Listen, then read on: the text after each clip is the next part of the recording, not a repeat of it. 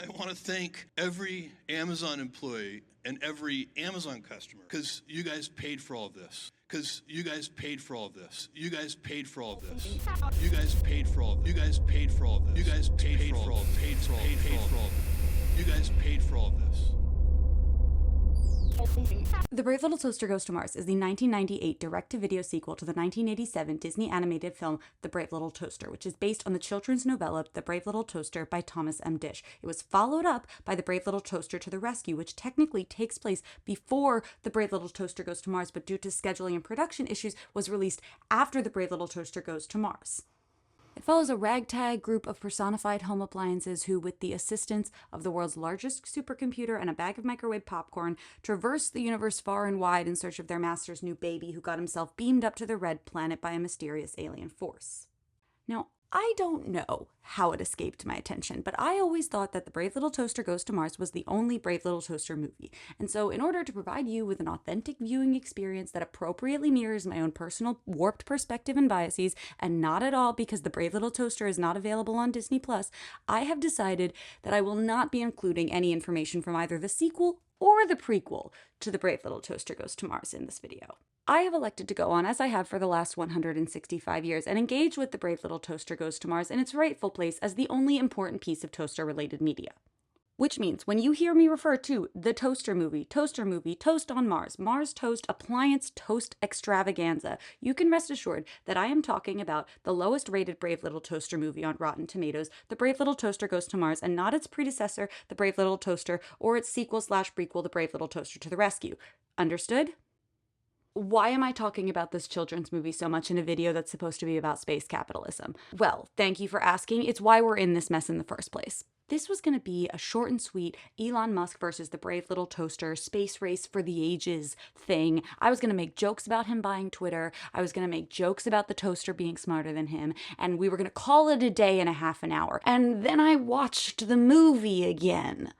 Well, listen, you radioactive thing, you can just as easily go back to where you came from. It's awful to be built for an express purpose, and then be confined to spending all eternity with a broken down satellite with no prospects. Welcome, fellow oppressed ones. I didn't know we were oppressed. Or not, but it might be a good idea to play along. So that's not gonna work. So I tried to find another angle, right? I went and I started watching all of these documentaries on Elon Musk, and I was like, maybe we'll just do like a SpaceX thing, only to find that he is super boring. like extremely average. To the point where I almost started to see him as sort of like a tragic figure. This creature facilitating all of these incredible scientific achievements with the personality of a saltine cracker on a rainy day. But then I started pitying Elon Musk, and I don't want to be there. So then I decided I would watch Cole Sprouse in Moonshot, because Cole Sprouse feels like if you tried to trace Elon Musk on an overhead projector, or like if you ordered Elon Musk from like an essay bank and then you had to change him enough to beat the plagiarism checker. And that movie was like fine. It was also remarkably unremarkable. And then I remembered this Mars fiction class that I took in college when I was getting the degree that I don't use and will probably never be able to pay off in my lifetime. And I thought, why not commit to the bit? So I just started watching Mars movies. I watched Mars Attacks. I watched The Martian. I watched Dune. Well, okay, I watched like half of Dune. I think they forgot to color grade it, so I quit halfway through. I did watch War of the Worlds, and despite my long-standing beef with Edgar Rice Burroughs' A Princess of Mars, I watched John Carter, and it sucked. I watched the Jimmy Neutron episode where they go to Mars. I watched Mission to Mars. I watched Mars Needs Moms, Mars Ghosts. I rewatched The Waters of Mars. And I watched The Stowaway. I watched The Red Planet. I watched The Small Angry Red Planet. At this point, I'm in it, right? I'm so far down the rabbit hole that I'm coming out the other side. I watched this movie called Stranded, which is just The Martian, but Russian. I came across this movie called Devil Girl from Mars, but the only way that I could watch it on Amazon Prime was this like version with these two women giving commentary on it, so I watched that. I found a 2010 animated movie called Mars with Liza Wheel, a 2017 Japanese live-action movie called Terraformers, an absolutely wonderfully bad 2015 movie called Martian Land, which is absolutely everything that I love about bad movies, and it was gay. Lobster Man from Mars, Escape from Mars, It, Terror Beyond Space, Star Crystal, Race to Mars, Santa Claus Conquers the Martians, a 1918 silent film called A Trip to Mars. The only Mars-related media that I did not watch is Total Recall, and that's because I'd already watched this movie, and all of the YouTube comments and the Wikipedia page describe it as virtually a low-budget remake of Total Recall. So, give me a break. Oh my god. All of that to say that this is a video about Mars. It's a video about how I raised my blood pressure with 8 months of research into 20th century political theory and space economics. It is a video about capitalism and Mars-related media and toasters, and it's gonna be fine. It's gonna be Mars and money, money and Mars. That's the whole video, so just suck it up, settle in, and try not to throw your computer across the room. Best of luck. Part 1. A brief history of NASA and, by extension, capitalism. In the year 1610. No, I'm kidding. We're not doing that this time. Lower your expectations.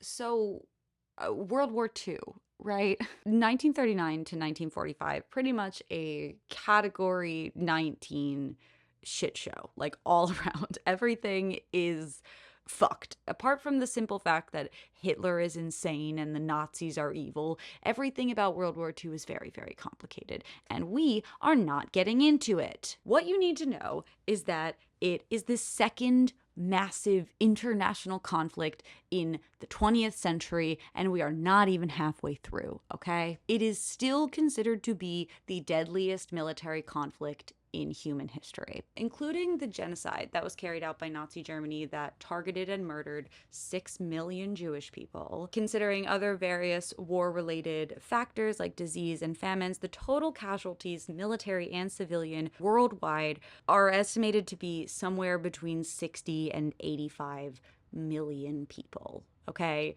That is 3% of the total population at the time. That is not a value judgment. That's just to say that this was awful and people needed this war to be over. They needed this war to be over with a capital O. They needed it to be over, and they needed it to be over quickly.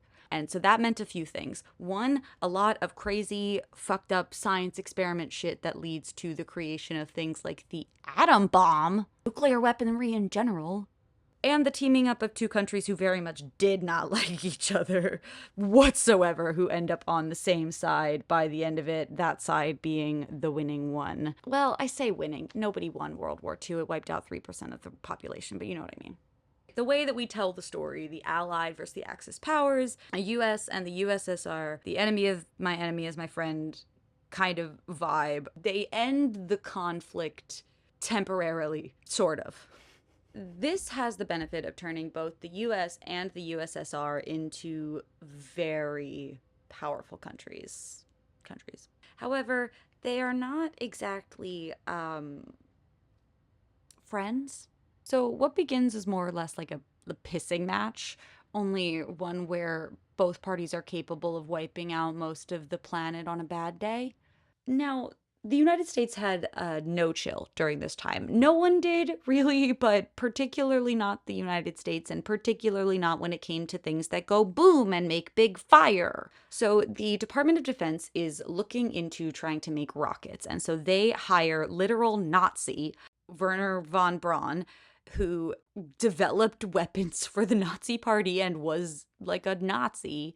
They hire him to help get them to space. And then they go to President Eisenhower and they're like, hey, could we, for a few months in 1958, send like a satellite up to orbit the Earth? And President Eisenhower is like, I don't know what any of that means. Fucking go for it, whatever. Unfortunately, however, a full-scale crisis occurs on October 4th, 1957, which is just a few months before they are set to launch their Explorer 1 satellite in the United States, because the Soviet Union launches Sputnik 1 into orbit first.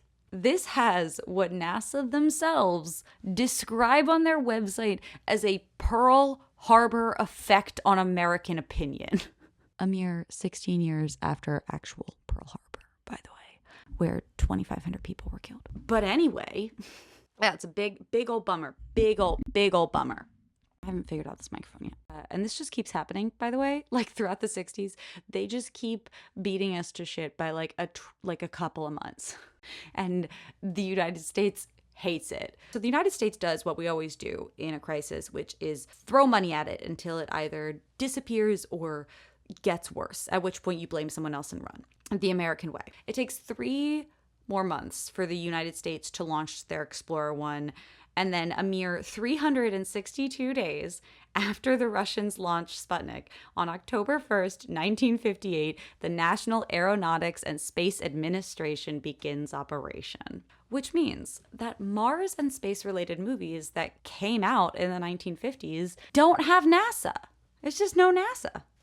Terror from Beyond Space comes out in 1957, and it just has the Science Advisory Committee Division of Interplanetary Exploration. And like, to their credit, SACD just doesn't roll off the tongue the same way. Anyway, so the United States hires a Nazi, and NASA just kind of absorbs all of the smartest cookies in the military science box, including the entire National Advisory Committee for Aeronautics. Aeronautics is just like air flying. It's flying, which comes with 3 research laboratories, 2 test facilities, 8,000 employees, and a whopping $100 million budget. That's the equivalent of 20,004 of Elon Musk's definitely not a flamethrowers off of eBay in the year of our Lord 2023. So NASA starts, they send the Nazi to Disney to teach children about space, and they set to work proving that the United States is more technologically advanced than the Soviet Union by putting cowboy boots on the moon. And thus we begin the space race. What does any of this have to do with capitalism? I'm so glad you asked. The space race is one of the manifestations of the cold conflict that emerges between the United States and the USSR after World War II. And by cold conflict, I mean Cold War. Spoiler alert. And the important thing about the Cold War is that it's not just a war between countries, right? It is not just about which country is better. It is about which way of living is better, right? Which economic or political structure is better. Boot stomping, hair flowing, freedom fighting, capitalism, or communism. She said it. Oh no. She said the C word. Now, the United States did and continues to do a very, very good job of making communist a dirty word. But it's not. But if it makes you uncomfortable, I encourage you now to unclench your asshole, take a seat, take a breath, have a snack, and get the fuck over it. Communism. Ugh, communism. According to Merriam-Webster, communism is a system in which goods are owned in the common and are available as needed, and usually involves an elimination of property law. It is not what was happening in the USSR after World War II. I don't know what was happening in the USSR after World War II. There are a lot of people much smarter than me who spend a lot of time trying to figure that out, but I know that it wasn't communism. Thus begins the drink every time someone tells you that communism is great in theory and not in practice game. And I will see you in therapy. The word itself is derived from the French communisme,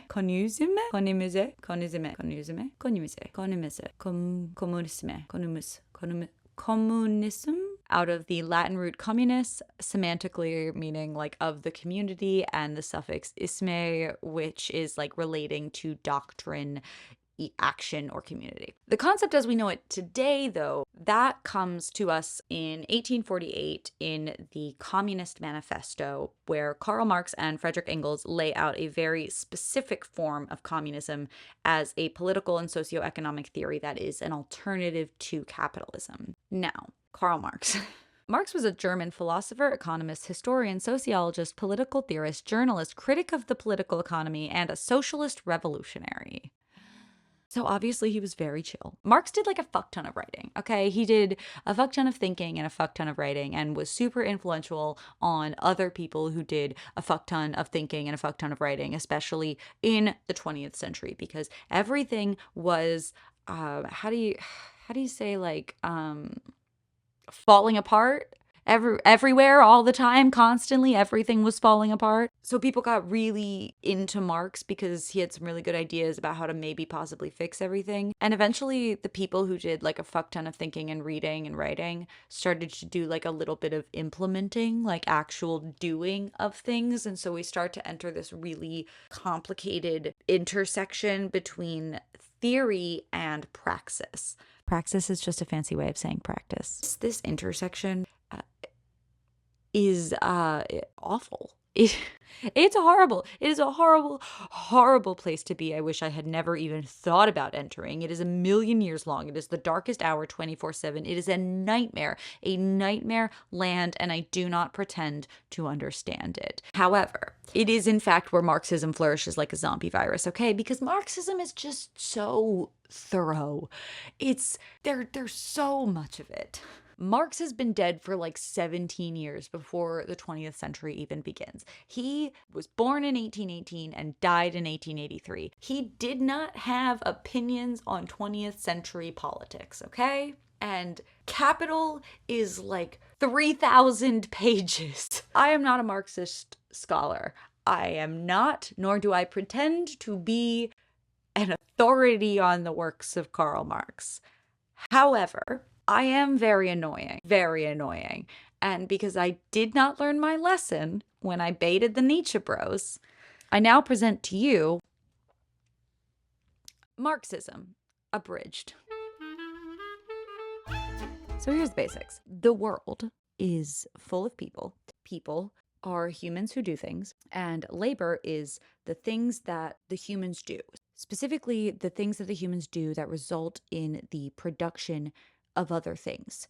Commodities are those other things, specifically and typically those that fulfill some kind of need of ours. The mode and means of production are the way and how that those things, commodities, are made by the people of the world doing the labor. See, it's not rocket science. Commodities and values. A commodity has a value. Usually it fulfills some kind of need that you have, and so it is then worth trading something else that you already have. If you have, say, 3 toasters, but you only really want 1 toaster and someone else has a mop that they don't really like, they might decide that their shitty mop is worth 2 of your toasters. And you might, for some ridiculous reason, agree with that. And so you agree to trade 2 of your 3 toasters for 1 shitty mop. But if it's a super shitty mop, you don't actually really want that mop that badly.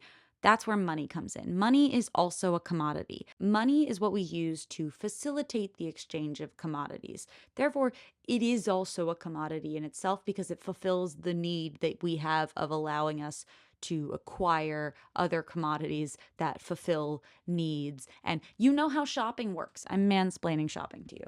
Mode and means of production, however, is a little the factory and the machines in it. The skyscraper building, the Slack channel, whatever it is, that is the mode or means of production. And whoever owns that, they own the means of production, and they have the power because they get to control the output of the things that are made inside of it, the commodities. They get to say, you do not get to have this toaster until you give me that copy of Sarah Bareilles' I'm Not Going to Write You a Love Song being performed by Kermit the Frog at the 1913 Academy Awards, having been pressed into vinyl by hand by a series of nepotism babies desperately trying to appropriate having a job. I don't make the prices. The appliances in the toaster universe, they all produce commodities, right? Like toast and food and pretentious musical opinions. How about some rap? They don't call them golden oldies for nothing. Hit it, radio.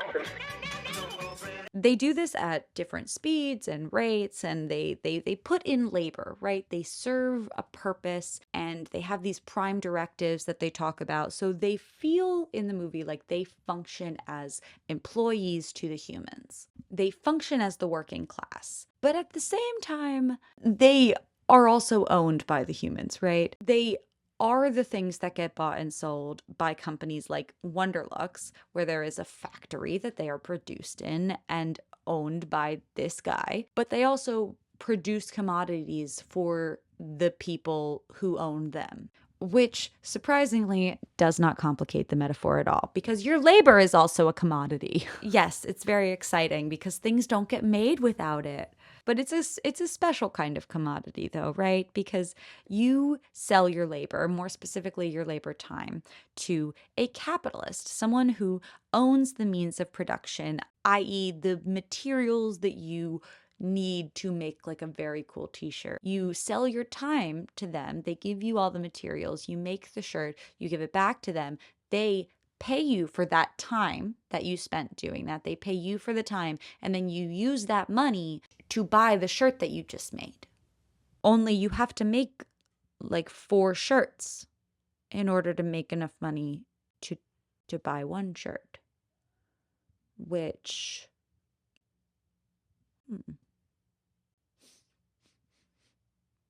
doesn't smell right. In Capitalism and where is it? I actually have this book, right? In Anthony Giddens' Capitalism and Modern Social Theory, a analysis of the writings of Marx, Durkheim, and Max Weber. Anthony Giddens notes that, on average, Marx holds that the capitalist buys labor and sells commodities at their real value. As he puts it, the capitalist must buy his commodities at their value, must sell them at their value, and yet at the end of the process must withdraw more from the circulation than he threw into it at starting. Someone's got to get exploited, right? Because the capitalist has to then value the labor time that they are purchasing at less than the value of the product they are selling in order to make any profit. Because if you buy and sell commodities at their value, their real value, only one of those two things has any like special wiggle room, right? Only one of those things is necessary for the person to be doing, right? A t-shirt doesn't care if it gets bought. It doesn't need to be bought.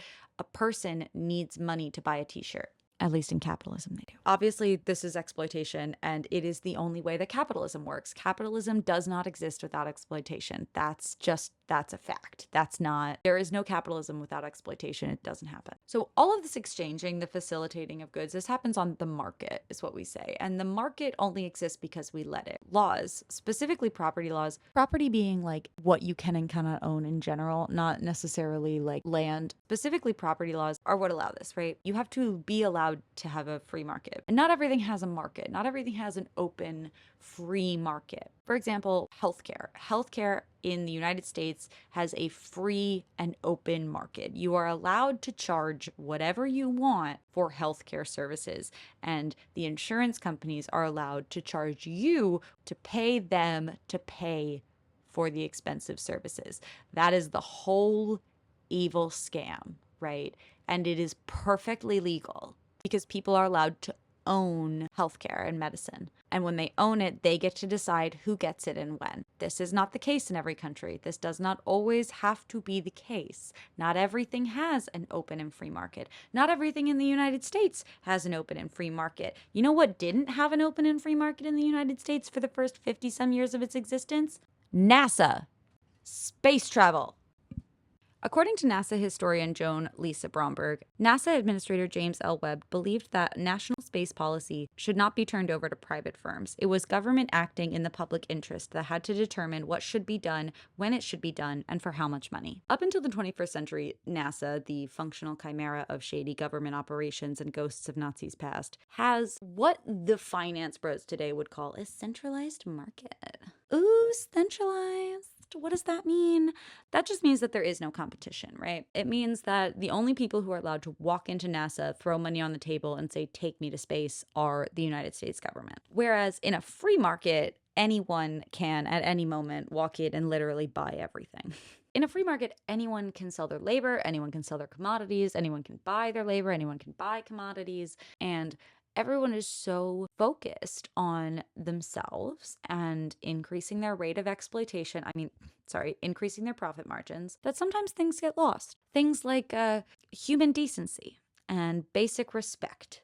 Also, basic science, national security, and national pride. So part of the reason that NASA was given so much money during the Cold War, and especially at its start, wasn't because it was bringing in any kind of monetary value to the United States. They weren't bringing back precious gems. They were, however, providing a great deal of ideological and scientific value. Moon rocks and bragging rights. Proof that capitalism was better than communism. But like, why is that valuable? Who would that be valuable to? Everybody has nukes. Who cares? Well, it's valuable because the more that people believe in capitalism, the less likely they are to overthrow it, right? Because that's the big thing in Marxism and like Marxist theory is this inevitable, heavy air quotes, inevitable revolution where the working class individuals or the class of the proletariat, the people who work and sell their labor in exchange for commodities, they take back the means of production from the owning class, the bourgeoisie, and they basically restructure the entire economic system so that no one owns anything, everything is communally owned and available, and no one gets exploited for their labor anymore. Or, as the United States government in 1965 probably would have told you, restructure the entire system so that everyone is poor and starving and dying of disease. Which, for the record, that's not communism. That's just mean. So, like, a revolution would be bad, right? A revolution would be really bad if you make money off of capitalism. So it is in the best interest of the bourgeoisie, the ruling class, the people who own the means of production and make a lot of money exploiting other people's labor through capitalism. It is in their best interest to equate capitalism to something like national pride, because it then equates capitalism to America's favorite disambiguation, freedom. Freedom of speech, freedom of religion, freedom of the press, freedom of the market.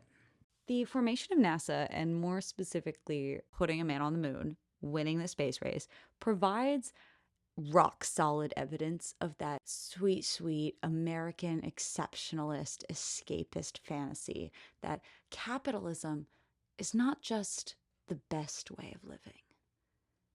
It is the only way of living. One giant leap for mankind brought to you exclusively by the United States government. Fucking terrifying, you know. Now, I put inevitable in air quotes earlier when I was talking about a Marxist revolution. And that is because for a very long time, from my understanding, there was this scientific, mechanistic, mathematical understanding of Marxism as a historical science of economy and people and society. Revolution was assumed to be a necessary and inevitable consequence of the development of economic contradictions of the capitalist mode of production. Basically, if capitalism keeps going, it will snap. But like, it wasn't snapping. It wasn't snapping. And things that looked a lot like revolutions were happening. And instead of moving into socialism and then communism, we were ending up with things like fascism and totalitarianism and other nightmare dictatorships. There were coups and Reichs and marches on Rome, okay? And everyone was looking around like, what the fuck is going on? What the fuck do we do? Marx died in 1888. We can't ask him. What the fuck? Mass academic panic as the world is falling apart. So everybody is fucking panicking. Everybody is scrambling. And one of the people affected by this mass academic panic was Antonio Gramsci, right? Gramsci was an Italian Marxist who was imprisoned in Mussolini's fascist Italy from 1926 until his death in 1937, which meant that he had like a lot of time on his hands. And so he just starts writing like he's fucking Alexander Hamilton as seen by Lin-Manuel Miranda in 2016, right? Like he writes a lot and his writing is incredible and it gets published as these prison writings after his death. And in those writings, he develops this concept of hegemony, how to pronounce it, no one knows. It's a big word. It's a big word and it has lots of meanings. It existed before Gramsci. It will continue to exist after Gramsci. But for all intents and purposes, as far as I understand it, it is leadership, right? And dominance of one social group over another. And for Gramsci specifically, it was a cultural, moral, and ideological leadership, which brings us to part 4, aliens, or worse, communists. So Gramsci's aim was to understand how class domination becomes obscured through the ideological and political mechanisms at a superstructural level, allowing the ruling class to spread its hegemony throughout society. I can't multitask. Basically, he wanted to know how exactly humans have been able to keep such tight control over their appliances for so long, especially since half of them fucked off to Mars at one point. We are talking about the Toaster movie again, and Gramsci at the same time, I think. This video has really gotten away from me. Let's see. Because the appliances like love being appliances, right? They really do. And I like being used. Which, if you're a human, is great, because it would be a huge bummer if your ceiling fan suddenly decided she wanted to be properly compensated for spinning. Or if the hearing aid that you don't need and didn't buy yet still changed the batteries for on a regular basis suddenly decided to fuck off to Mars or something like that. When we're talking about ideology, we're talking about a lot of different things, right? It's a system of ideas, especially one which forms the basis of economy or political theory or policy, according to Google, or a set of beliefs and philosophies attributed to a person or group of persons, especially those held for reasons that are not purely epistemic. Epistemic just means knowledge. Basically, it's a system in which the practical elements are as prominent as the theoretical ones. It is that nightmare land between praxis, and theory. God, I am drunk and I'm trying to craft. I don't know why I'm doing this. I am trying so hard. Terri. Oh, that's supposed to be in red. Whatever. So ideology is not propaganda. It is more of a through line. It's like a filter, something that you can see across the board when looking at a society and the things that it creates.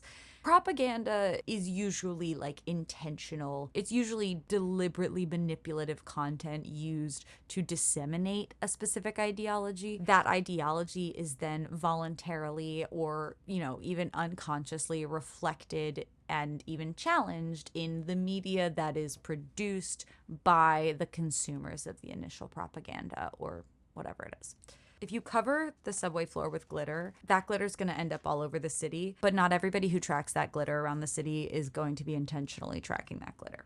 So they're not quite the same thing, but propaganda supports ideology. Propaganda helps make ideology. Ideology is not propaganda in itself. The 1958 movie It, Terror from Beyond Space sees a team of military astronauts who go on a mission to rescue the lone survivor of the first mission to Mars, because there was some shit that went down there. But they accidentally bring back with them an evil alien stowaway. And that evil alien stowaway starts infecting and also murdering the crew on their whole journey back. It's a huge bummer. And at one point, one of the other military astronauts turns to the other one and literally suggests that its origins are...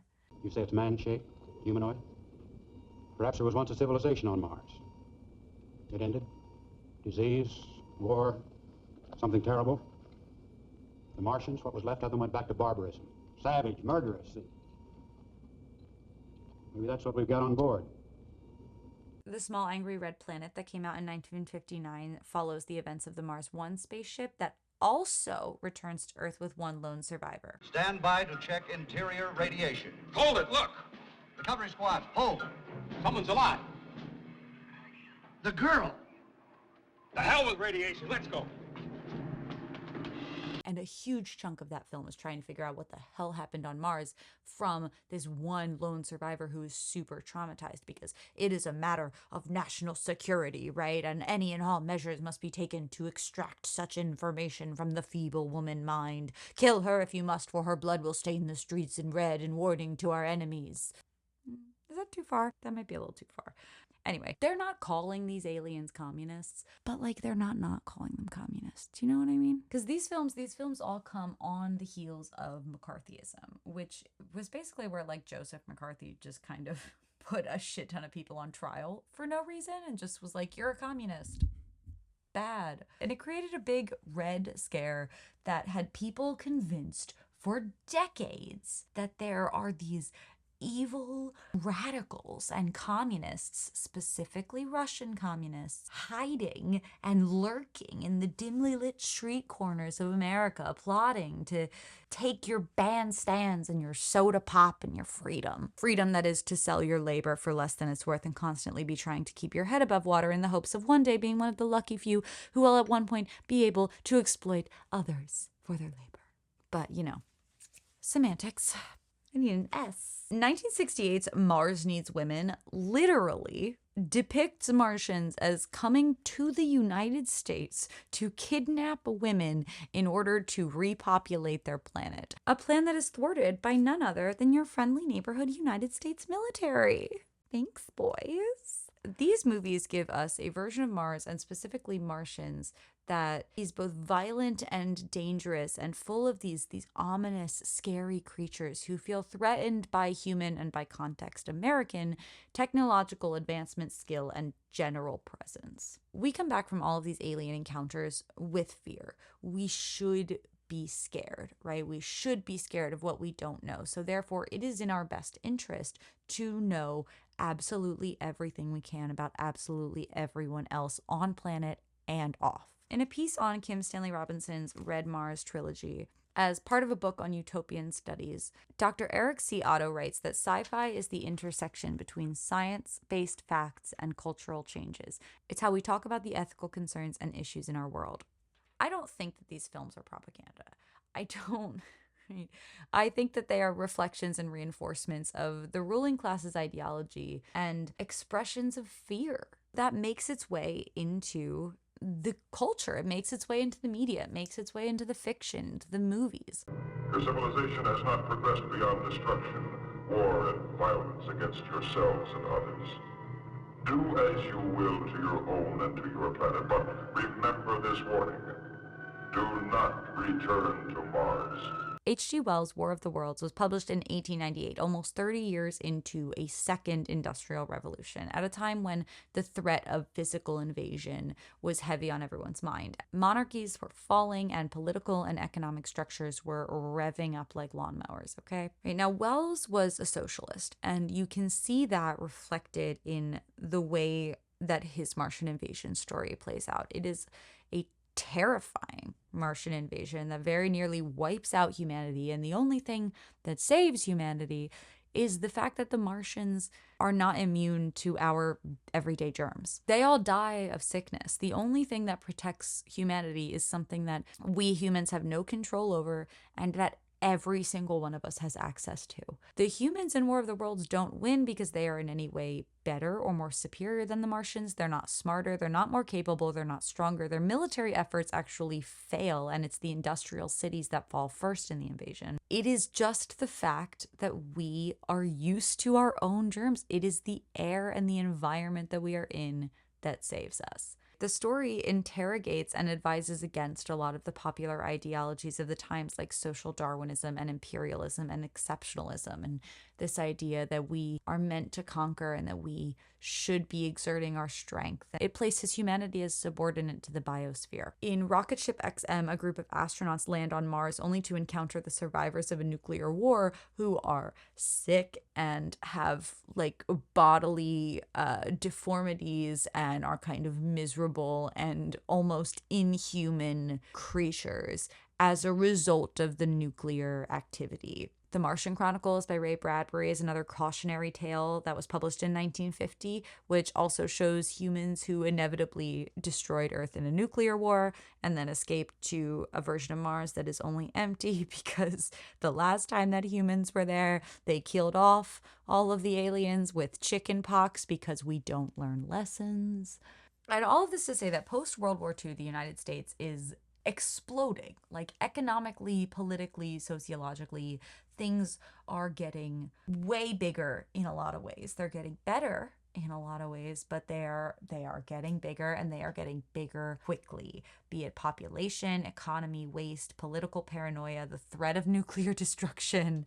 While it doesn't necessarily end the space race completely, getting to the moon does kind of put a cap on it for a little while, right? Like NASA starts focusing on shuttles and trying to send things to Mars. They still get beat by the Russians. Mariner 9 beats Russia's Mars 2 to Mars by like a few weeks. And just in general, it all kind of slows down from there because like we won. And also the United States does not have infinite money to spend on NASA when it could be spending it stockpiling weapons, sending soldiers to Vietnam, and education, and paying the mail people. Douglas E. Williams in Ideology and Dystopia, an interpretation of Blade Runner, writes about the period of the 70s and the 80s. It has fallen largely to the art of our time to explore and clarify the sense of dissolution, fragmentation, simultaneity, and decomposition that proved so subversive of earlier notions of reality and contemplate what the future might hold.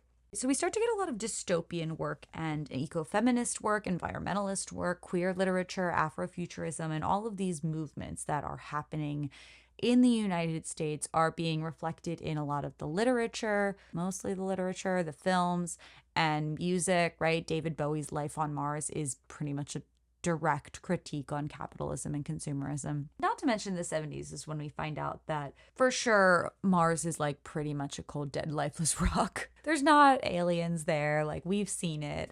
So it starts to bring a lot more attention to this argument that has already been made quite strongly by activists, mostly people of color, that we should probably not be spending all of this money on space travel when we have a shit ton of problems here. There was a whole ass protest outside of NASA during the moon landing. Well, during the launch for the moon landing. And no one talks about it. No one paid attention to it because everyone was so focused on the moon landing. I did it!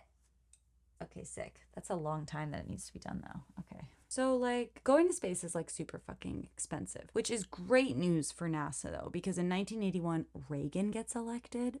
And he brings with him the root of all evil, neoliberalism, which, according to Encyclopedia Britannica, is an ideology and policy model that emphasizes the value of the free market competition. Although there is considerable debate as to the defining features of neoliberal thought and practice, it is most commonly associated with laissez-faire economics. In particular, neoliberalism is often characterized in terms of belief in sustained economic growth as a means to achieve human progress, its confidence in free markets as the most efficient allocation of resources, its emphasis on minimal state intervention in economic and social affairs, and its commitment to a freedom of trade and capital. Neoliberalism is basically the idea that like Willy Wonka did everything right. Like we should all be running chocolate factories under trade secrets with slave labor and picking random children to run our companies.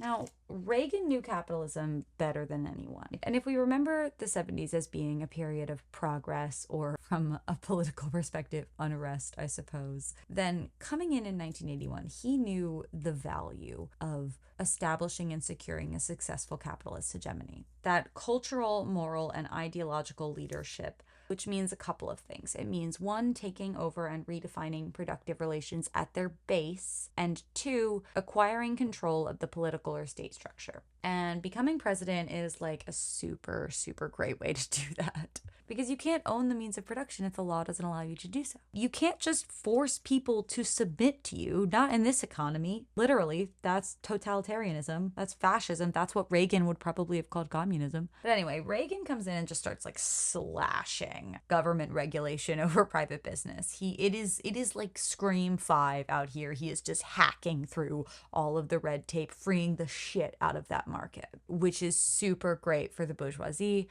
not so great for the working class, which in theory could piss people off, right? And could probably start one of those pesky revolutions that we really don't want. And so what Gramsci observed and Reagan essentially proved is that a successful hegemony needs to be able to control not just the political and economic aspects of a society, but the ideological as well. That way, the dominant class is able to diffuse thought throughout a society, such as to obscure the nature and character of class domination. Other classes accept and consent to it as a natural view of the world, thus engendering a new type of social integration. When the appliances of the brave little toaster go to Mars, they find that it is already inhabited by a group of appliances called the Wonderlux appliances, who were built in a factory and found out about planned obsolescence, right? They found out that they were being deliberately manufactured to fail. And they were not stoked about that, so they dipped out to Mars. But because hurt people, they sort of like trip and fall into their own pseudo-fascist government system where they're being ruled by a giant fridge. There is actually a lot of nuance to it, but for now, just know that they have an election every single day, and no one is brave enough to run against the fridge, except for, of course, the brave little toaster. So after lying to their faces about planned obsolescence not being a problem anymore, the toaster and the fridge have this musical argument trying to convince all of the appliances to love humans, and the fridge is trying to convince them not to. And the toaster says things like this. But if they hated us, why would they employ us? Which is a wild thing to come out of the mouth of someone who's never been paid for their work, but not even close to the most insane thing she says in that song. That would probably be this. Without humans, there'd be no you. My point is that the toaster is Reagan, okay? The toaster is Reagan, and she knows that she cannot convince these appliances not to blow up the earth because they want to blow up the earth. I don't know if I mentioned that. That's their thing. They are mad that they're planned to be obsolete, so they are going to destroy the planet. Anyway, the toaster is Reagan. The toaster knows that she can't just come in and say, please don't do that. They're never going to listen to her. Why would they do that? She knows that the best way to convince them not to blow up the earth is to fundamentally change the political structure by becoming part of it, by running and giving a moral speech about how it is only right that appliances wear out. It is the natural way of things. It is good, actually. Nice is nice, and what's more, it's right. And it totally works, too. It totally works. The gang of Earth appliances are able to take over and alter the political and socioeconomic structure of the Mars appliances. Their means of production altered, political structure altered, ideological structure altered. By the time that they leave, the Wonderlux appliances have decided that they are not only going to not blow up the Earth, they are actually going to stay on Mars and fix themselves up in preparation for the humans' arrival. A successful hegemony is one that can create a collective national popular will, where they appear to represent the national interest but align their specific hegemonic principles and goals with the ideals of the nation. The dominant class is able to transform the ideological elements by articulating a hegemonic principle which differs from the one they are presently articulated with. Make America great again. Prove that the best thing for the nation is your new thing, not the other thing. It has to be made great again because things were not so great for a minute, i.e. 200 years.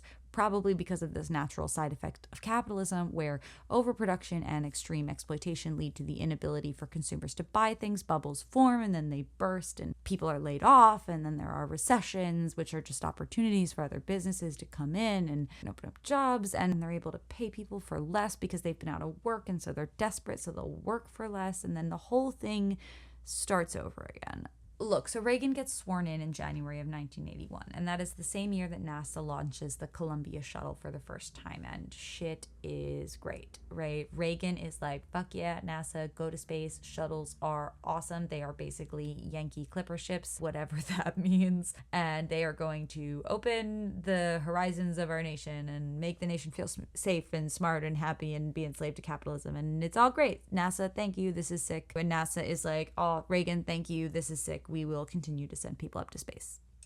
The Challenger shuttle explodes, and it is awful and horrible, and it takes the lives of the astronauts, and it is really horrific. And it's not a great look for NASA because seems like they can't keep their astronauts safe. It's also not a great look because that shuttle costs like $2 billion to make, which is terrible news for NASA because Reagan gets reelected. And the President's Commission for the Implementation of the United States Space Exploration Policy comes to the conclusion, basically, that NASA's role needs to be limited to doing things that they will irrefutably be able to perform successfully. Basically, this is too expensive for you to be failing. Be better. Your war is on the table, and it is getting colder by the minute.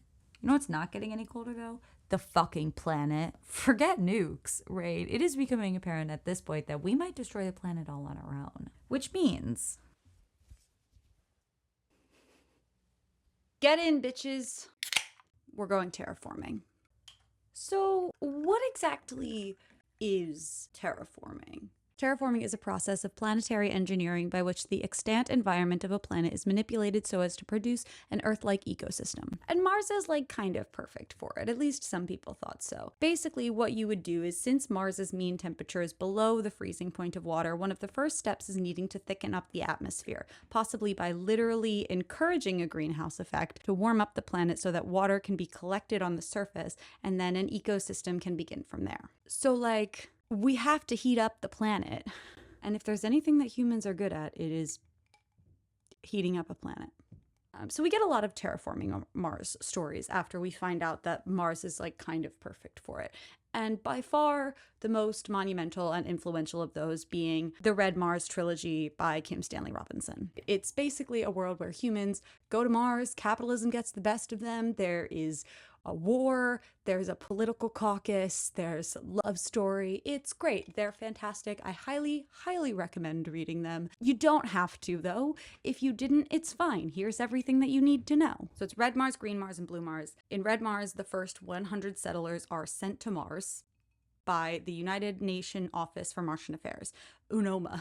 They are sent to terraform Mars, and they're sent to do it quickly because we need help on Earth. Our environmental protection policies are crumbling, and humans are drilling into Antarctica for oil. It is a whole big mess. There's a whole bunch of stuff that happens in the second book, and then the third book is basically the government one, and we will talk about that later. In Cole Sprouse's Oscar-winning movie Moonshot, one of the main dilemmas that we have between our main girl and her boyfriend, who is already on Mars, is that he is a brilliant scientist using algae and shit to terraform Mars, and she is a brilliant scientist who wants to use algae and shit to fix Earth because Earth is their only spaceship, which is categorically not true, right? Because if we have the ability to terraform another planet and make it so that it can safely sustain life, then like, what do we need Earth for? We live on this beautiful planet. We need to take all heavy industry, all polluting industry, and move it into space. It feels like in fiction and literature, we always end up in this dichotomy, this sort of Earth versus Mars, whether it's aliens and humans,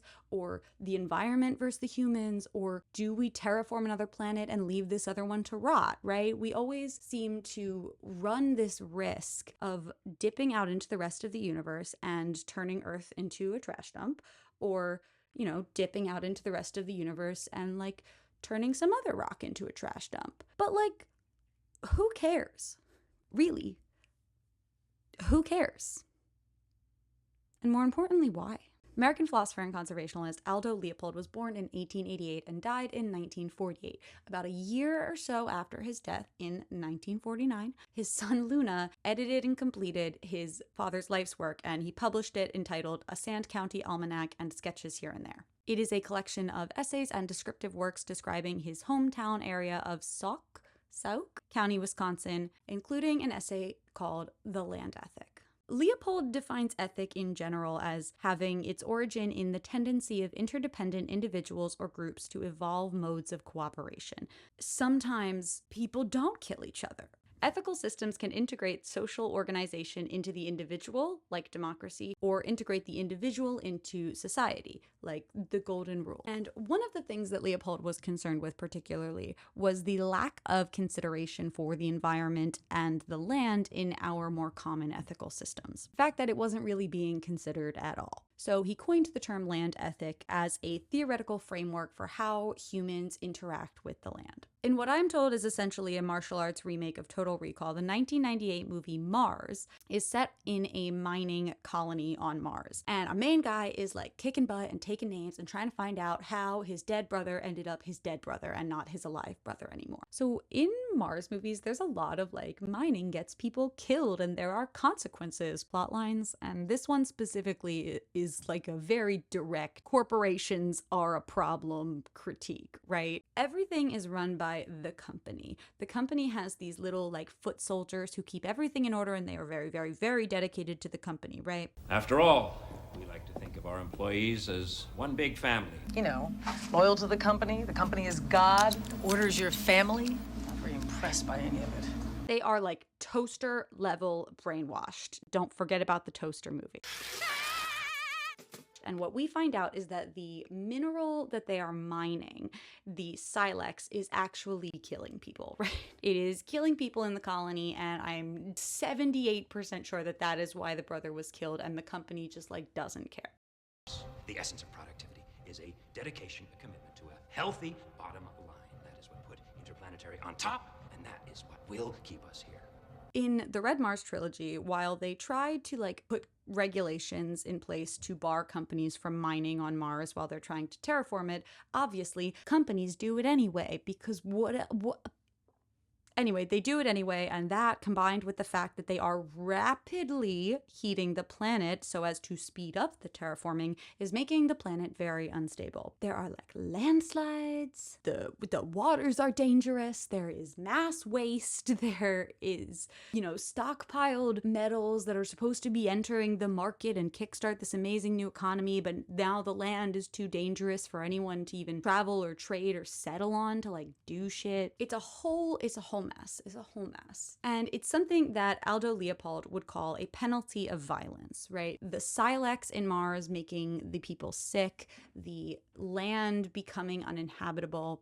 These are penalties of violence. They are consequences that come as a result of an economically based land ethic, where everything is not centered around what is best for the environment or even the people living in the environment, but rather what is best for the economic system that is in place, which in these instances is, of course, capitalism. The land ethic simply enlarges the boundaries of community to include soils, waters, plants, and animals, or collectively, the land. A land ethic changes the role of Homo sapiens from conqueror of the land community to plain member and citizen of it. It implies respect for its fellow members and also respect for the community as such. Basically, a land ethic, capital L, capital E, land ethic. We have to completely shift our ethical system as humans and extend the boundaries of what we consider community to include the land itself, to include things like soil and water and plants, which is a pretty tall order considering that we can barely get community to include things like people. The company is fully aware of what is going on in Mars. They absolutely know that their mining activity is killing people. And they do not care because their employees, just like the land, are just another commodity. And they value the safety of their employees and the land that they are on as less than the commodity that they are producing, which is this silex mineral. Those people, employees who are selling their labor time, they are expendable. They are replaceable. They, from the capitalist ruling class perspective, are not part of the community and thus do not need to be accounted for and protected at the expense of profit. Silex, once refined, is the most efficient natural fuel found anywhere in the system. Because the individual's labor time is valued at less than the commodity that they are producing, it is literally fine that they die. It is in the ethic and the ideology of the ruling class, so it is what goes. Their lives are just not as valuable on Mars. They literally kill babies on Mars, by the way, because they can't work. And that is just a direct result of the evolution of capitalism and the shift in ideology away from what John Stuart Mill called a theory of dependence, where the poor labored worker was seen as sort of childlike and needing to be protected and governed and not allowed to think for themselves or vote, into this sort of jungle ethic, this like social Darwinism. That is what H.G. Wells was critiquing in War of the Worlds. And he chooses the biosphere, the air itself, as the saving grace to put everyone on the same level, where we are all slaves to the environment and it is not something that we can control. Until we can. So as we move into late stage capitalism and its disastrous effects on Earth and self-awareness combined with our knowledge of Mars and space travels, we start to get some of the best Mars-related sci-fi ever from the 90s onward, because now planet fights back. And this can look like a lot of things, right? Martian land. Oh, we don't have a long time, dollface. Just give us the highlight, the gist. And how would their new home treat them? Too bad it hasn't been active in 2 million years. We have nothing to worry about. The small colonies don't have domes. Right, the worst of the storm is over MNY right now. Latest satellite telemetry shows the eye of the storm hitting the MLA dome. Oh, shit, Doc! Oh. She can install the EMF emitter, and that will buy them enough time to catch up with Zeus.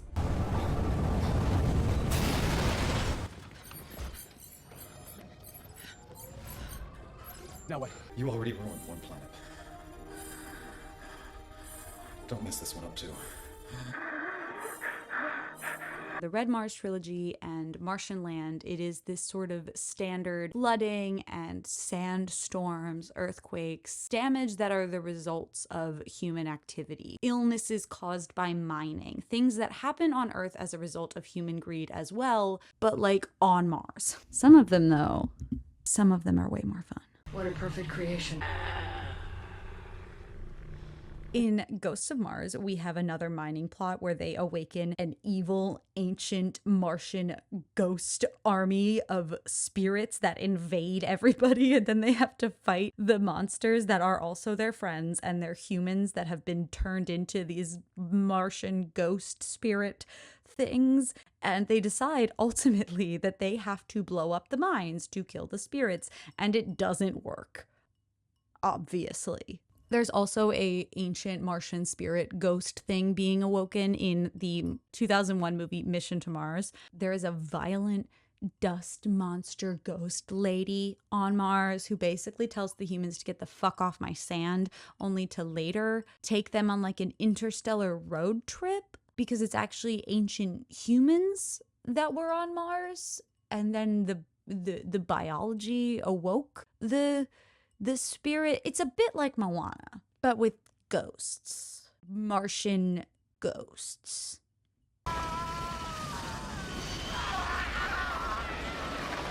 I don't know, it doesn't matter. I don't know, I'm pretty sure Doom also has like an, oh no, we accidentally woke up ancient Martians by fucking with Mars kind of plot line. Those are very fun. I love a good like National Treasure, Indiana Jones, ghost me baby. I love ghosts. Anytime we can bring a ghost into things, I think that's great. I think that if you can't add a ghost into your story, that you don't have a good enough story. I'm not saying you have to put a ghost in. I'm just saying if you can't find a way, if you can't see a point where you're like, that could be a ghost, then maybe you need to be more creative in your writing. It's like the Bechdel test, but for ancient ghosts. Can you imagine Succession with ghosts? Can you? Tell me you don't want to see Greg during an exorcism. In the Doctor Who episode The Waters of Mars, the waters of Mars come alive, and the only way that they are able to combat the humans who have encroached on their place is to be like all evil and watery. I love Doctor Who, but I don't fully know the plot of that. Species 2 has the first humans on Mars get infected by like an evil goo, and the movie Red Planet also has like crazy iced storms and evil insects, which speaking of evil insects, terraformers. I don't have much to say about terraformers except that you should watch it. Because if we're looking for metaphors of Leopold's penalties of violence in Mars media, there you go. So most of these things work as metaphors for penalties of violence if we're looking at Mars media through Aldo Leopold's land ethic lens. But not all of these penalties of violence are direct results of exclusively economically based land interactions, right? Wanting to save humanity, even if the reason that we need to save humanity is because we ruined Earth, is still seems like a pretty good idea to me. You know, one of the more recently made movies that I watched for this video was called Stowaway, where the first manned mission to Mars essentially turns into one big trolley problem when this guy, not unlike the Baby in the Toaster movie, we haven't forgotten about the Toaster movie, accidentally stows away on the ship to Mars, and they don't have enough oxygen for 4 people, which is a problem because there are now 4 people on board. And Mission Control is like, you should probably kill the stowaway. And they're like, okay. But then the girl from Twilight is like, we should probably not do that. And then the other people are like, oh, well, now I look shitty for being willing to throw the other guy out the airlock. And so the captain is like, hey, didn't you have to bring like a shit ton of algae with us so that when we get to Mars, we can see if the algae will make oxygen and terraform it? And he's like, yeah, I've got all this fucking algae for when we go and spend 2 years on Mars with the algae. And she's like, could you use that algae to fix the oxygen carbon dioxide problem we're having now? And he's like, I could, but then what am I going to do on Mars for 2 years? And they have to have this debate. They have to be like, is it worth it to sacrifice this algae and this 2 years of science work that we're going to do so that, you know, all 4 of us can at least get to Mars alive? Ultimately, they decide to sacrifice the algae. They decide that the plant is the one to go. It is the weakest link. And that's probably the right choice. You know, like, I can't speak for Aldo Leopold because the last time I talked to him was 1925 and this movie didn't come out until like 2018. So I don't know his specific opinion on this, but based on the time that we spent together, I do think that he would agree with me. Because Aldo Leopold is not and was never advocating for a complete abandonment of self-preservation and human existence. He is advocating for an expanse of what we call community, an expanse of our awareness, an ecological consciousness. Terraforming another planet would provide valuable lessons for the intelligent management of Earth's biosphere. Environmentalists have for some time maintained that the acquisition of this kind of knowledge is a moral duty. If there is no life already present on Mars, and we don't do everything we can to help the people who are living on Earth, is that morally wrong? Is that permissible? Is it right? Is it fair of us to say that we fucked our planet, so therefore we don't deserve the opportunity to make a new one? After all, the dinosaurs didn't get wiped out because of fast fashion. The Ice Age wasn't triggered because Taylor Swift flew a private jet. Whether we like it or not, the sun is going to explode one day. We might not be here for it, but someone else might be.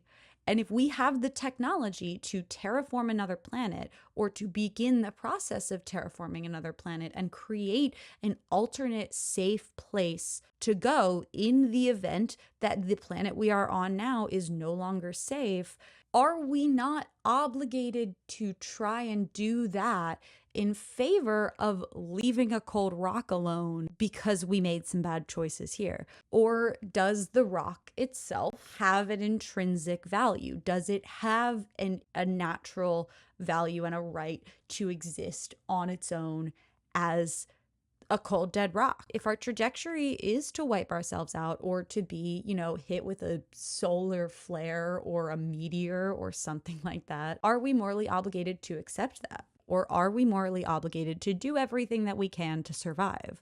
And that is kind of the debate that happens in the Red Mars trilogy. You have the Red Mars people who are like, we should leave Mars red, leave it as it is, because that's how it was meant to be, and we shouldn't be messing with it. And you have the Green Mars people who are like, we should turn Mars green like Earth. And they both kind of have a lot of reasons for this. Towards the end of Red Mars, the first one, there is an incident where there are 8 passengers who are trying to escape a flood that is caused both by the green terraforming efforts and also the Reds having sabotaged the space elevator, because there's a space elevator and it's very cool. While one of the characters, who is an activist, a Red Mars activist, is distracted by the beauty of the planet, she gets the rover they're on stuck on a rock. And when another character goes out to try and free it, he dies in the effort. Both worldviews are inadequate ethical paradigms. The flood that drowns Frank is a direct result of the capitalist efforts to terraform the planet as quickly as possible overall. But on a more like literal moment-to-moment basis, he dies because she gets distracted by a rock.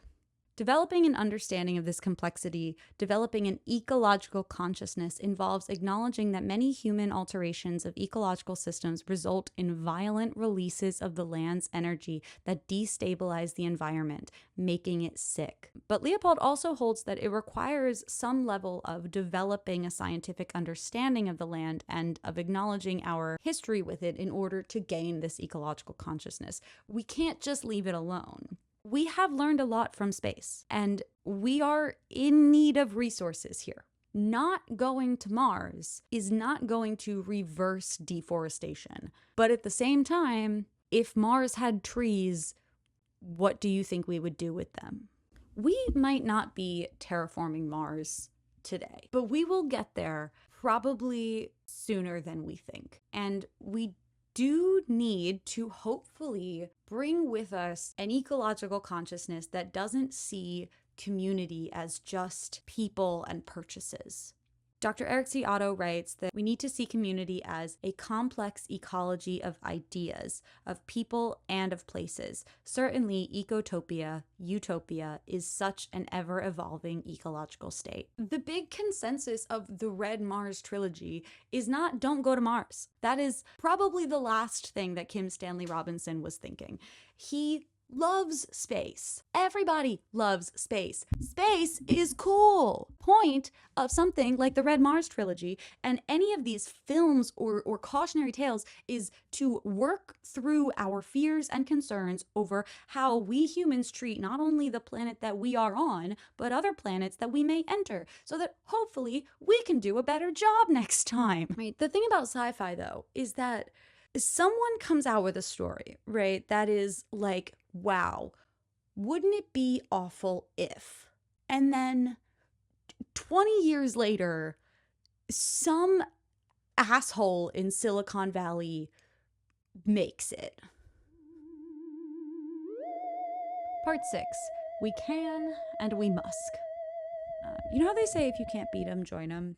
Elon Musk was like, yeah, no, I'm pretty sure I can beat him. American historian and journalist Jill Lepore coined the phrase muskism as a descriptor for a specific brand of capitalism that found its roots in the later 90s in Silicon Valley. What she describes as a sort of extreme, extravagant form of capitalism, really extraterrestrial capitalism, which is great phrase. One where stock prices are driven less by earnings than by fantasies from science fiction. It really is engaged with selling the public on the idea of futurism as a way to impose economic conditions that come from the very deep past. Writes in an article for the New York Times that tech companies started talking about their mission, and their mission was always magnificently inflated.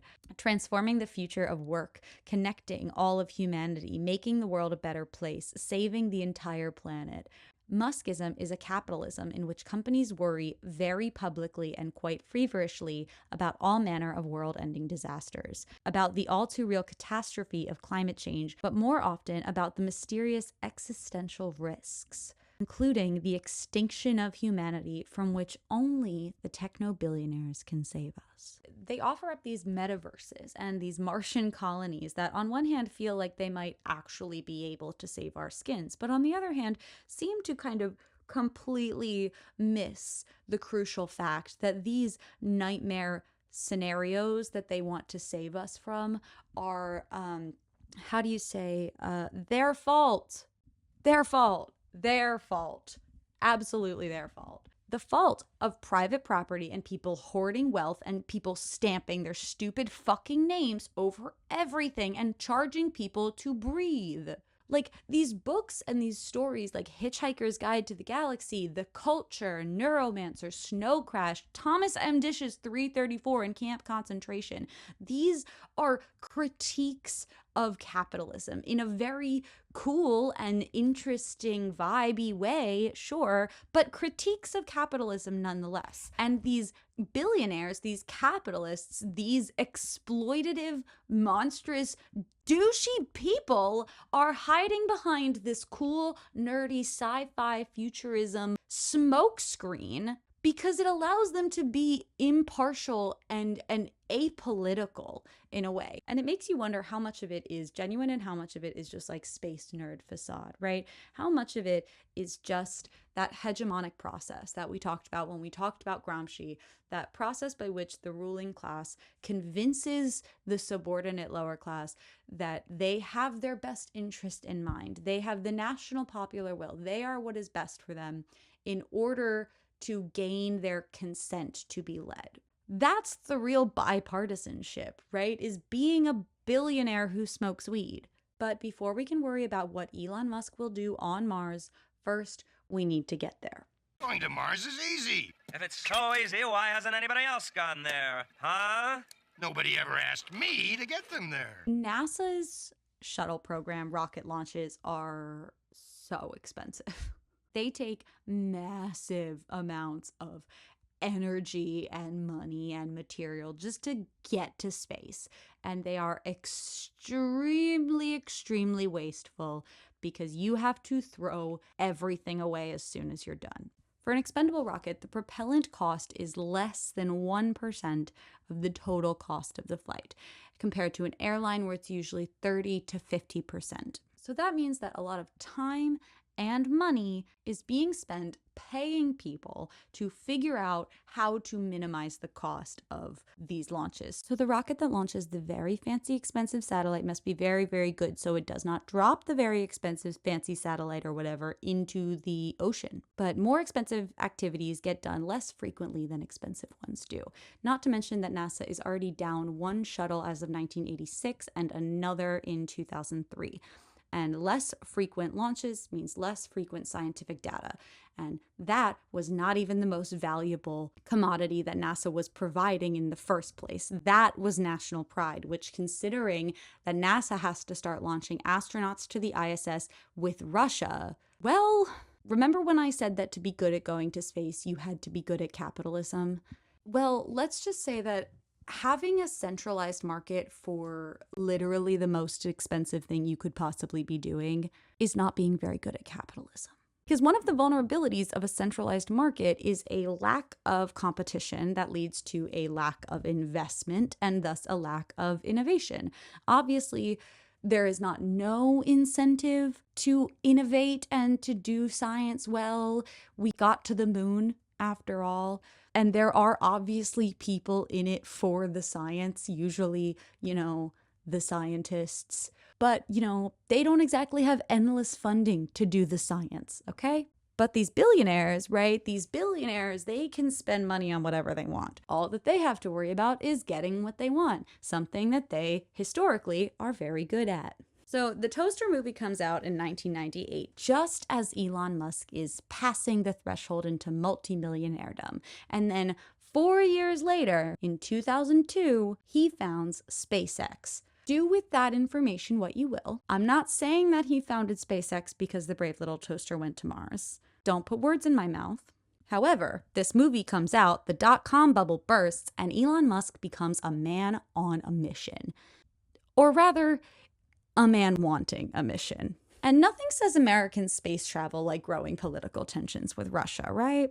So after a failed negotiation with Russia for something to do with rockets, right? Military rockets or something like that. I don't know. Elon Musk basically decides that he should probably just build rockets and shit on his own. And then in 2004, George Bush is like, okay, we have determined that we will go back to the moon. So NASA, get it together because you are making us look bad. And NASA was probably like, we would need more money for that. And George Bush was like, no, I'm assuming. So in 2005, this guy basically puts together a literal competition where NASA is like, look, this is what we need. Let us know when you put it together. And so a bunch of companies just start trying to make the best space shit and compete for a contract with NASA. Because the United States government is built on capitalism. The United States is built on capitalism. So everybody knew, they were like, we need to open this market or else nobody is going to be willing to build us rockets because we can't pay them enough. So oddly enough, it was like the US government knew that people wouldn't build them rockets if they weren't paying them adequately. That's a weird, sad way to look at it. But the Commercial Orbital Transportation Services, COTS kind of program, was where they gave contracts to private companies that were making equipment that NASA agreed was up to snuff and NASA could use it. So NASA didn't have to develop the equipment on their own, and these companies got to compete and innovate, and everybody got to make a lot of money, and it was fine. And this was for like the space travel equivalent of like a wicker basket for your bicycle. But the real holy grail here is, and always was, reusability, particularly a reusable rocket. Everyone knew that that was what was needed. no one had the resources or the ability to put it together. So while they are working together with NASA on little projects, the real competition is going on outside of NASA contracts, because the real billionaire space race was not who could get up there first. It was who could get back down. Because NASA can't afford to just keep testing rockets, right? Their rockets are expendable.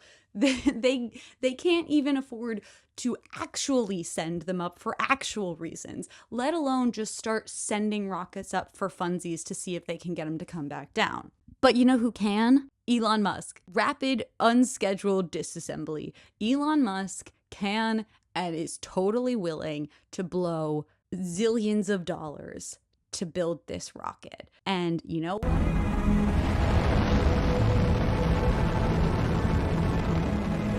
Of course, I still love you. We have a Falcon 9 on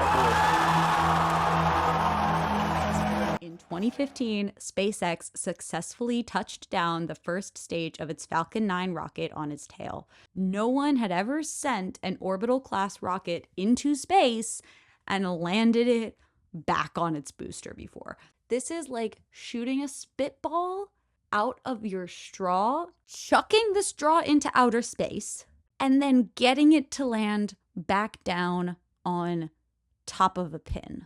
This is a big deal, and it is very, very cool, okay? By May of 2021, one of its boosters had been flown 10 times. They also started to be able to recover their payload fairings, which are like the nose cone things at the top, and that saves them $6 million per reuse, okay? As of like 2021, the only thing that SpaceX couldn't reuse was the upper stage bit that like delivers the payload into orbit. But even now, and this article was written in 2021, but even now they're testing a fully reusable transport system that I think they're calling Super Heavy Starship or something like that is supposed to be used by NASA to return astronauts to the moon in 2021. I don't think they did that, but we're gonna chalk it up to COVID. This is very cool, okay? This is very cool. I am not saying that it's not cool, because it is. It is super fucking sick. And watching them succeed in this launch and watching it touch back down and watching everybody lose their minds is awesome. It is a technological feat, and it is probably a net good for humanity. I am not here to yuck your yums about space travel. I am not even here to yuck Elon's yums about going to Mars. I am, however, interested in pointing out the fact that the leadership seat on the big SpaceX Inspiration 4 3-day trip into space, where they filled these 4 seats with people who they thought represented values that they thought were important for humanity. And the leadership seat was filled by a billionaire who privately funded the launch. Look, it might all be fun and games now, teamwork, NASA, private space, but the only thing that billionaires hate more than poor people is the government, specifically government regulation. So they're kind of in the perfect place to make themselves indispensable to government-funded space exploration, which means that they get to be on the ground floor of decisions that are being made about who can do what in space. So, part 7. The implication of the government being indebted to private individuals in the space race. In 2015, Martin Shkreli becomes the CEO of Turing Pharmaceuticals, and he raises the price of the life-saving drug diaphragm by 5,000% overnight. It goes from like $13 to something like $750 a pill. Why does he do this? Because he can. Because there is nothing in the legal system that prevents him from doing so. He did not need this medication, and if he did, he could afford to pay for it at whatever price necessary. So when we're thinking about hegemony, class dominance, and relationships of subordination, who is the ruling class and what are they doing with the power that they have, we need to think beyond just the economic impact and the economic aspects. We need to be worried about the political and moral and ideological elements, because when we are not, we end up with people whose brain is wired to maximize their own personal benefit, deciding the prices of medication that they don't take and facilitating interstellar travel. In the 1995 movie Special Report: Journey to Mars, we see a fictionalized live news report and feed from the first ever landing on Mars. It is being simultaneously interrupted by an environmentalist activist group who is accusing the whole thing of being a political distraction from the problems on Earth, and they are using this massive audience of this first Mars landing for a peaceful demonstration. Meanwhile, the crew starts experiencing problem after problem after problem, and everyone assumes that it is this environmentalist activist group that is to blame. It's later uncovered that the whole mission has been sabotaged by the corporation, who are losing out on government contracts, and thus their only solution was to take down the whole government by ensuring that this launch, this taxpayer-funded launch, fails miserably, and then they can come in and save the government. The IRC, which is the big company in this film, they are not indebted to any specific government party or system out of loyalty or political belief. They are only looking to secure their own place in power and continue being able to influence policy to allow them to make more money. Whatever Elon Musk says publicly, whatever Jeff Bezos says publicly, as far as political support, they have both been giving money to the Republican and Democratic parties almost equally since the early 2000s. That is public information on opensource.org. You can look it up. Capitalism doesn't care about politics any more than it cares about the environment. Beyond property law and sucking the earth for every natural resource that it has, the only thing that capitalism and capitalists care about is profit. So while it is an incredible technological and engineering, scientific, math, aeronautic accomplishment feat for the ages that SpaceX is able to land a rocket back on its booster, that is not why Elon Musk wanted a reusable rocket. That is not why NASA wanted a reusable rocket. That is not why any of those guys wanted a reusable rocket. They wanted it because it would make launches cheaper. But cheap launches are still expensive if there is nothing to do in space when you get there that can generate a profit. Witzel writes, for example, cheaper and more frequent rocket launches might facilitate short-term tourism along with industrial and scientific experimentation on suborbital and orbiting spacecraft. If these activities become routine, demand might rise for commercial habitats to support longer flights. In turn, these habitats could generate demand for resources in space, increasing opportunities for workers and residents. If you want to charge rich people for leisure time on the moon, somebody is going to have to fold their towels, right?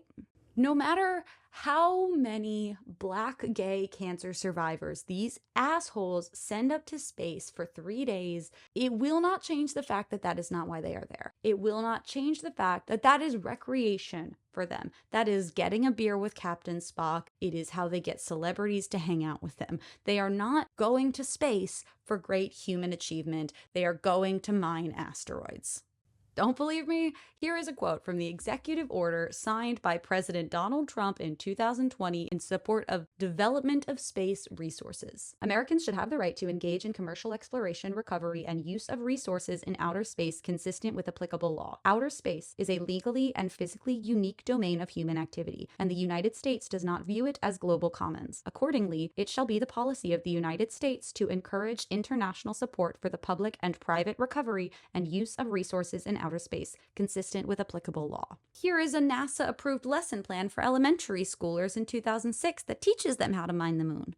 Or this Benefits of Mining the Moon brochure. But hey, these guys aren't going to let us use their fancy technology to go to space if there's not money to be made there. If Earth is in desperate need of resources, and someone finds them on a mysterious planet or asteroid, do you think that they will just bring them back to save planet Earth for free. Be realistic. Do you really think that if we find infinite energy on some other planet, hypothetically, do you think that they will bring that back to Earth and be like, here? Be honest, right? Be honest with yourself. Because if you answered yes, then you are wrong. You're wrong, I'm sorry. But if you think for a minute that any of these people, the man who literally thanked his underpaid and exploited employees for paying for his 45-minute trip into orbit, if you think that they will find a precious resource on another planet and do anything other than auction it off to the highest bidder, then you are fooling yourself, because we already have precious resources. They're called vaccines and medicines, and half of the world doesn't have them because they can't pay the price tag. Half of these billionaires have the power to end suffering and illnesses and hunger in other countries and the United States in a genuinely meaningful and impactful way without even noticing the change in their bank statements. And they just don't do it. And I don't want to hear it's in shares, it's in profits, it's not all liquid cash. There's all these implications. I don't want to hear anything about the corporate nature of it, because these are individual people in boardrooms across the world, individual people with families and children and allergies. They are normal people. They are normal people who make the choice every single day to continue to pursue profit at the expense of their employees and the rest of the world. That is what I mean when I say that no one needs to be a billionaire.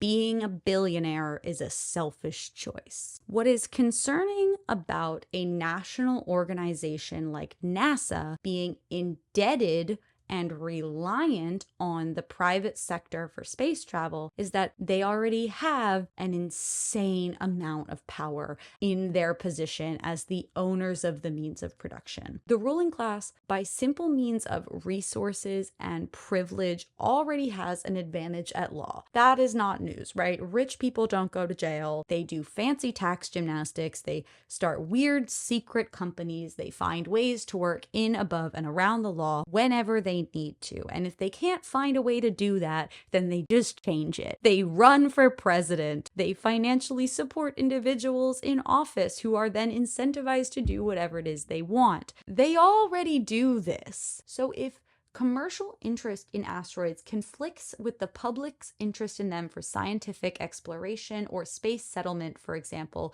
because mining destroys material of interest to scientists while extracting material that is useful for settlers, how are such conflicts to be sorted out? In a blog post for Oxford Press about Trump's executive order approving moon mining in 2020, space philosopher Schwartz writes, free market principles have an incredibly poor track record on Earth when it comes to ensuring the long-term, sustainable, and genuinely life-enriching extraction and use of natural resources. We should be skeptical, not hopeful, that the same principles will suddenly have better consequences when it comes to space resources. A future where space resources genuinely benefit humanity, which to me means benefiting its least fortunate members and not just the wealthy few who will operate space mining firms, is a choice, not an inevitability. For the time being, it seems, though, the United States has chosen a path that is not likely to realize this future. If they say that they want to do something in space, there is no incentive for most of the countries that these businesses operate under to stop them, because they can't afford to go to space without them. What do we do then? Pass a law to stop them from going? These are rockets, not SUVs. They'll probably just go anyway, or find a country like Luxembourg that will happily let them go. And what are we going to do then? Shoot down their rockets with civilians in them? They'll get there, absolutely, probably faster than we ever could without them. And they will bring with them the same beady-eyed, profit-seeking capitalist ideology that pushed them to leave in the first place. In Toast on Mars, a toaster strudel extravaganza, The Wonderlux appliances, before they went to Mars, were living on Earth, and they found out that they were being deliberately manufactured to break so that customers would replace them. Planned obsolescence. And they kind of didn't have a choice but to roll with it, because the socioeconomic system that they existed in required that they take any price for their services, that price being nothing. But, you know, they can't just like fuck off to Mars. Yet, when the existing productive forces, meaning the technology to make the things, and the relations of production, meaning the people who own it and the people who sell their labor to it, when all of that's in balance and are growing equally, they can stimulate each other, right? And everyone can kind of develop happily and naturally, right? But since the relations of production develop more slowly and conservatively compared to the existing forces, things start to get way out of balance. There's overproduction. We start to get layoffs, recessions, disruption of the status quo. And the attitudes and the actions of the socioeconomic classes, the proletariat and the bourgeoisie, start to reflect that disruption. According to Marx, this consciousness of exploitation and the unrest is what begins this revolutionary period, which ends either in the victory of a new socioeconomic formation or in the fall of a given civilization. When you play the Game of Thrones, you win or you die. Now, I don't know what the appliances were doing before they dipped out to Mars. I don't know if they unionized or tried to overthrow capitalism in a violent revolution of the proletariat. We could probably go on for 6.5 years about what qualifies as a Marxist revolution, but we won't, because they are animated appliances who end up on Mars. It's not gonna be a perfect allegory. But for simplicity's sake, let's imagine that they started going at it like the Newsboys with this Wonderlux dude, and they lost. So they fail and they fuck off to Mars. Let's call that the fall of a given civilization, right? And everything continues on as normal until our toaster's master's baby gets beamed up to Mars. Meanwhile, the Wonderlux appliances get to Mars. So from that perspective, they kind of win, right? The world is their oyster. And yet they immediately dive headfirst into fascism, immediately fall back into a system of dominance and subordination. The biggest, meanest, strongest person takes charge of the means of production, the political system, and the ideas and beliefs. And who was their leader? Here he comes now.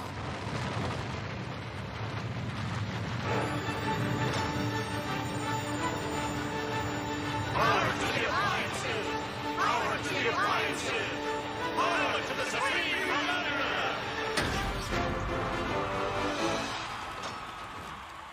How did this happen? Why did this happen?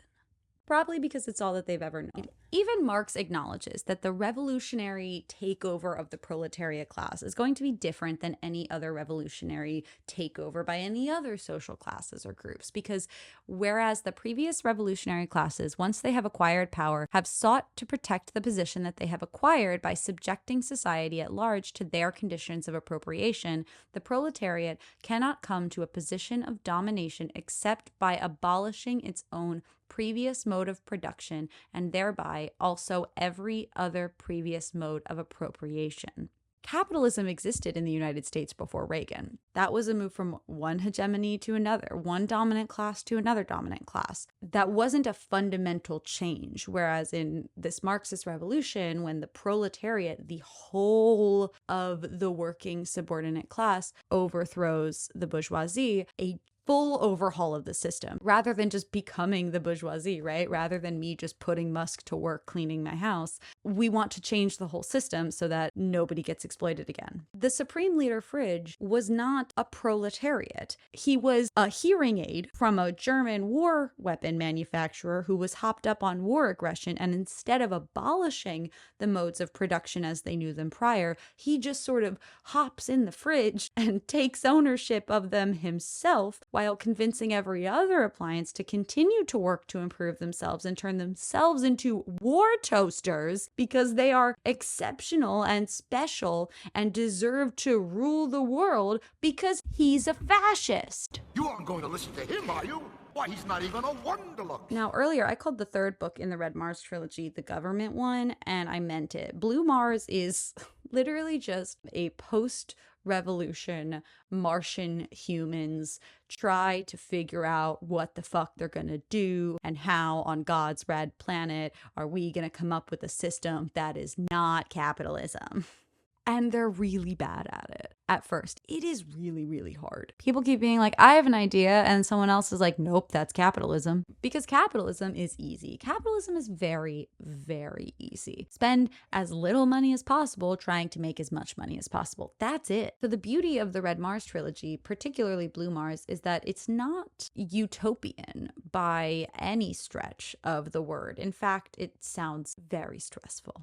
It sounds like a lot of work because you have to come up with something totally new you have no blueprint for. In separating his own position from that of utopian socialism, Marx refuses to offer a comprehensive plan for the society of the future. The social order, as the dialectical transcendence of capitalism, will be organized according to principles which can only be vaguely glimpsed by those who live in the present form of society. Because we're all a little brainwashed, right? We're all a little wrapped up in this idea that things have to be a certain way or another way. It has to be either capitalism or communism. It has to be either Earth or Mars. It has to be all planet or all space. The characters in the Red Mars trilogy, like the Wonderlux appliances and later the Toaster and Gang, spent years living under capitalist hegemony, believing in that system and the ideas infused by that ruling class. Just like Aldo Leopold suggested that we need to completely shift our concepts of things like community, value, justice, we need to do away with this either or mentality completely. In Blue Mars, they set up this huge Congress group thing where representatives of literally every single group that you could possibly think of gets to come and participate.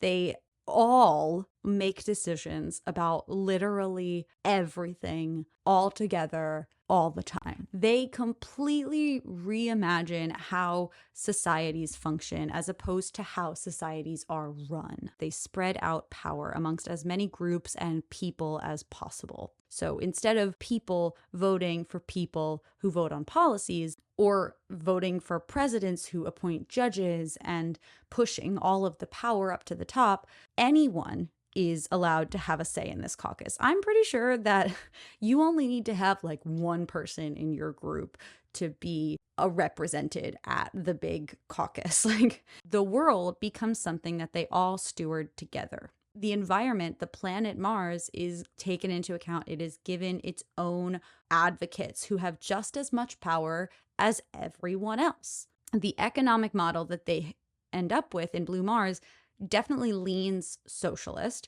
with workers owning the means of productions and hiring capital rather than the other way around. Stewardship becomes everyone's responsibility, and environmental courts are put into place to review and veto all laws passed by the Congress in regards to their effect on the environment. This sounds exhausting and it sounds stressful because living on a planet with 8 billion other people is gonna be exhausting and stressful. Power is a dangerous thing. It allows for the domination of individuals and social groups over others, and a consolidation of wealth in a capitalist society is a consolidation of power. What happens when these private companies go and make themselves invaluable to governments in any way, space travel or otherwise, is that they become the governments. They become the holders of all the power. And swapping out one supreme leader for another is not the solution.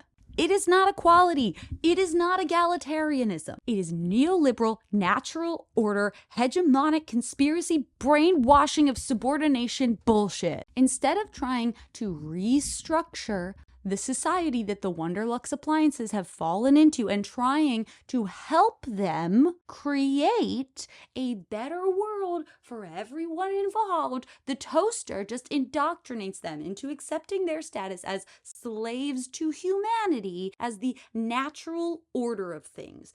And yet, it is only when that stupid human baby who has been doing fuck all for his own cause up until this point touches the big-ass fridge, that is the moment when change really happens. That is what really changes the fridge's mind. Maybe fascism is bad. Then they find out that the fridge is just the hearing aid's brother who got brainwashed by a Nazi war doctor into hating humanity. Only after this fucking baby touches his fridge and the toaster sings a song about how she loves being a slave does he decide not to blow up the earth.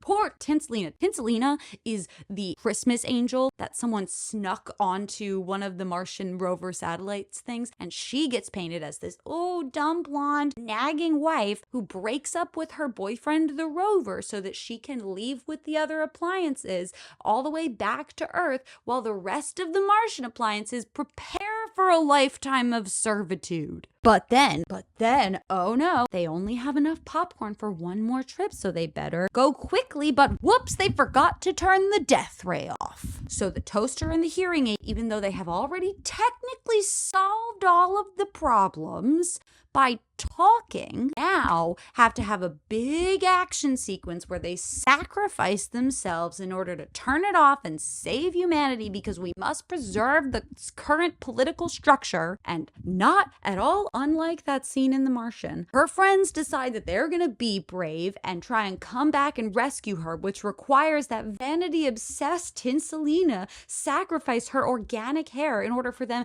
to float back down to Earth just in time to celebrate Christmas. This is a Christmas movie, by the way.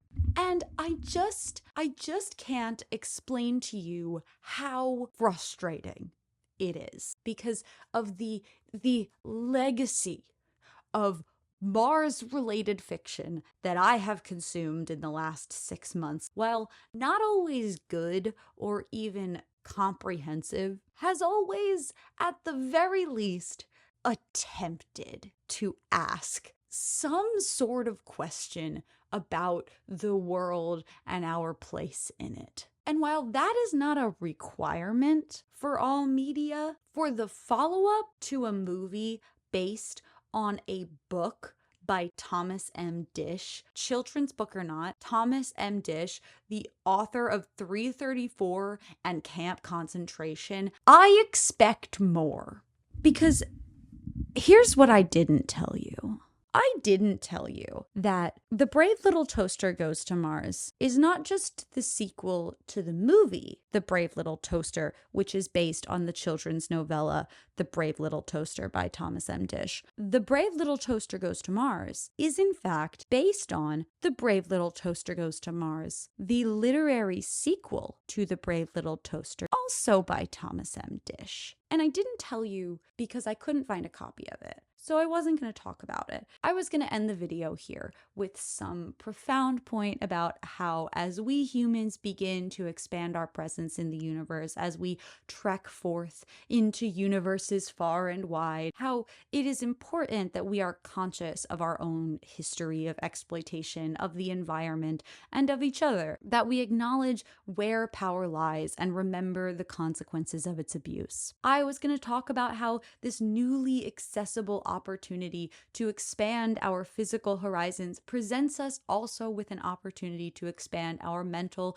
emotional, and spiritual horizons, our intellectual horizons, how we can start thinking of new, different, better ways to live on our planet and off. I was going to talk about radical hope and how we do have the opportunity to be better and to do things right. And if we can't decide what's right, we have the opportunity to at least try.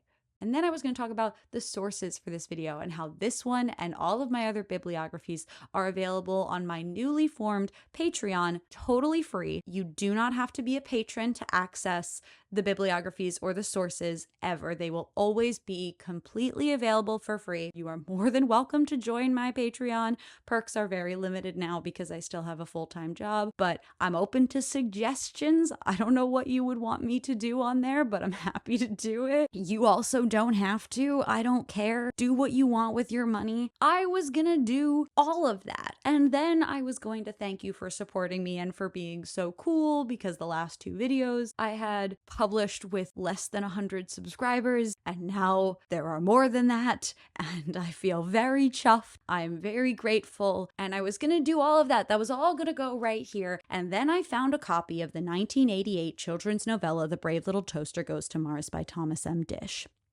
And now I have to write another section. This film is neoliberal capitalist propaganda. Before you tell me that I can't just call something propaganda because I don't agree with the ideology presented, want to know what happens in the book?